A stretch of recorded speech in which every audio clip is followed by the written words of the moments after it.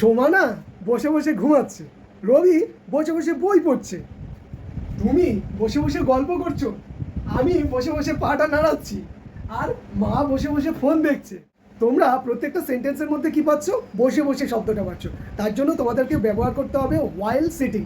তাহলে বসে বসে শব্দটার জন্য তোমাদের ব্যবহার করতে হচ্ছে ওয়াইল সিটিং। বাকিগুলো কিভাবে সলভ হচ্ছে দেখে নাও।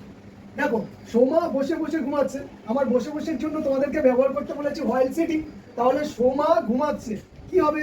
Soma, SOM A Soma is sleeping, মানে ঘুমানো জানো তোমরা, SLEEPING স্লিপিং। তাহলে সোমা ঘুমাচ্ছে, কি আছে? হোয়াইল সিটিং, WHILE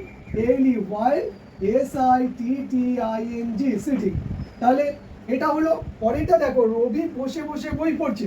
বসে বসের জন্য তোমাদেরকে বলেছি হোয়াইল সিটিং ব্যবহার করতে হবে। তাহলে রবি, RABI, রবি ইজ, বই পড়ার ইংরাজি কি? Reading, READING reading. তাহলে রবি বই পড়ছে কোথায়? বসে বসে। তার মানে ওয়াইল, WHILE ওয়াইল, সিটিং, SITTING সিটিং। ক্লিয়ার? পরেরটা দেখো, তুমি বসে বসে গল্প করছো। বসে বসে তো লাগবে না, পরে যেমন বসাচ্ছিলাম ওরকম বসাবো। ইউ আর, আর গল্প করার ইংরাজি হচ্ছে গসিপিং, GOSSIPING গসিপিং। ওকে, এবারে ওয়াইল লিখবে, WHILE ওয়াইল, সিটিং, SITTING।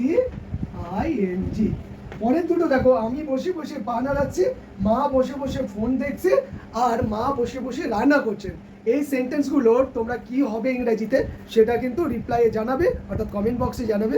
আমি চেষ্টা করব তোমাদেরগুলো দেখে রিপ্লাই করার। Okay, till then take care of yourself, bye bye, see you in next video.